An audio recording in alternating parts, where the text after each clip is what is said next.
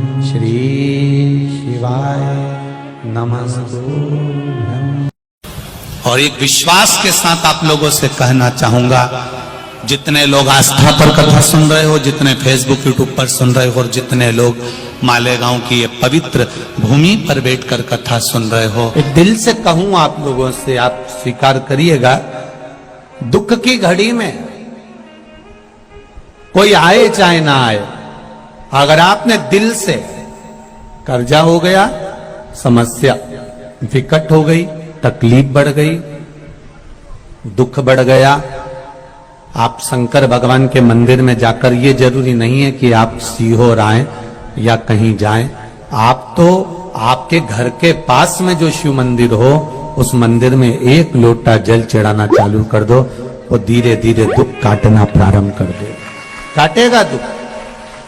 बस जल चढ़ाने का एक नियम है शिव जी का।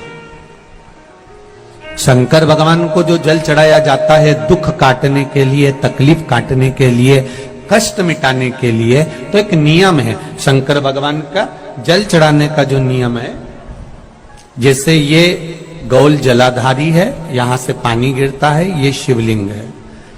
ये दो जो भगवान का पानी जहां बहकर जाता है ये गोल में से, तो यहां जो स्थान है, ये सीधे भाग पर गणेश जी विराजमान है, लेफ्ट भाग में कार्तिकेय जी है, बीच में एक मोटी सी लाइन होती है जहां सुख सुंदरी है, ऊपर से जो बूंद बूंद पानी गिर रहा है वो शंकर भगवान की 5 लड़कियां हैं, जया, विषहरा, शामलीबारी, दौतली और देव।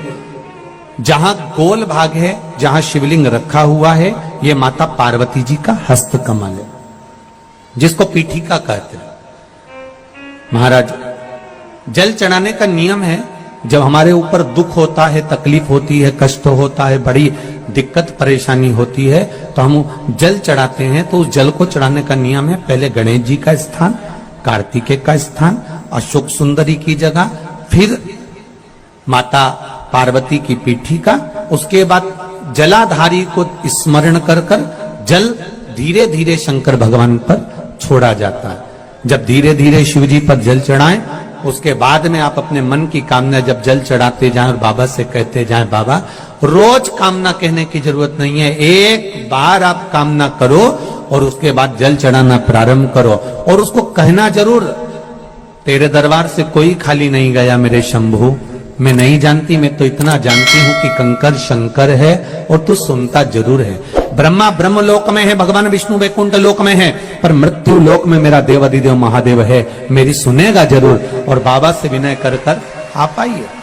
जल चढ़ाने का नियम, अगर दुख है, तकलीफ है, कष्ट है, तो ऐसे चढ़ा दो, और अगर मन कर रहा है डायरेक्ट शिव जी पे चढ़ाना हो तो तुम्हारी मर्जी है, उसमें कोई मना नहीं। शिव तत्व किसको कहते हैं? शंकर का गुणगान, शिव का स्मरण, भगवान शंकर का मंत्र जाप किसको कहते हैं? ये वही समझ सकता है जिसके भीतर शिव समाया होगा। और एक विश्वास के साथ आप लोगों से कहना चाहूंगा, जितने लोग आस्था पर कथा सुन रहे हो, जितने फेसबुक यूट्यूब पर सुन रहे हो, और जितने लोग मालेगांव की ये पवित्र भूमि पर बैठकर कथा सुन रहे हो, आप दिल से उसकी कथा सुनना। इस वाणी का, इस व्यासपीठ का एक शब्द हो सकता है, हॉस्पिटल में पड़ा हुआ कोई व्यक्ति, कर्जे में डूबा हुआ कोई व्यक्ति, गलत व्यसन में पड़ा हुआ कोई व्यक्ति को आपके द्वारा निकली हुई वाणी से भी बाहर निकाल सकता है। जैसे उस मां को कहा किसी ने, सीहोर वाला महाराज कहता है, एक बार चले तो जा शंकर जी के मंदिर में, उसने पत्र भी लिखा। जब वो सीहोर वाला महाराज कहता है, चिल्ला चिल्ला कर कहता है, एक लोटा जल सारी समस्या का हल, तो जा। 7 साल में उस बच्चे की वाणी वापिस आ सकती है जो वाणी नहीं थी। जब वो वाणी मेरा महादेव दे सकता है, वो देखो उस माँ के चेहरे की खुशी, उस माँ के चेहरे की रौनकता, जिसका बेटा 7 साल बाद बोला हो, उसका आनंद देखिए कि कितना होगा, कितना आनंद होगा। एक बात और अच्छे से समझ लीजिए, जो बच्चे चिड़चिड़े होते हैं, चाहे घर में बेटे हों, बहुएं हों, सास हो, ससुर हो, परिवार में छोटे छोटे बच्चे हों, चिड़चिड़ प्रवृत्ति करते हों या चिड़चिड़ा स्वभाव हो, जरा जरा सी बात में क्रोध आ जाता हो, बोलने का भान नहीं रह पाता हो, शब्दों के बाण चलते हो, तो महाराज प्रदोष के दिन, प्रदोष काल में बेलपत्री के पेड़ के नीचे एक जो पत्ता आपके पास में हो, पान का मिल जाए तो पान का, पीपल का मिल जाए तो पीपल का, बेलपत्र का मिल जाए तो बेलपत्र का, उस पत्ते पर मात्र थोड़ा सा शहद और 7 दाने चावल के रखकर घी का दिया लगा दो महाराज, और थोड़ा सा जल हाथ की अंजलि में लेकर भगवान देवाधिदेव महादेव का स्मरण कर कि इस बेलपत्री के वृक्ष के नीचे माता लक्ष्मी, पार्वती, सरस्वती विराजमान है। इसी बेलपत्री के पेड़ के नीचे मेरे देवाधिदेव महादेव का 12 ज्योतिर्लिंग का स्वरूप प्रकट है। उनका स्मरण कर जल चढ़ा दीजिए और उसका स्मरण कर लो जो चिड़चिड़ प्रवृत्ति करता, क्रोध करता, जिसको बोलने का भान नहीं होता हो, सम्मान नहीं देता हो, अपशब्द कहते हो, उनका स्मरण कर आप छोड़ेंगे। एकदम एक प्रदोष करेंगे, दूसरे प्रदोष तक तो आपको कोई दिक्कत ही नहीं होगी। 2-3 प्रदोष कर देखिए, बाबा कृपा करें।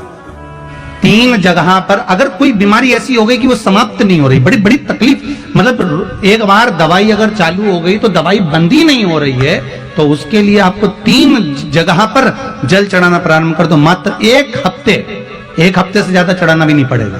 जैसे 1 हफ्ते आप टेबलेट लेते हो, गोली लेते हो, 1 हफ्ते चढ़ाना प्रारंभ कर दो। सबसे पहले बेलपत्री के पेड़ के नीचे क्या करना है, जल का पात्र लेना है, उसमें 2 दाने चावल के डालना,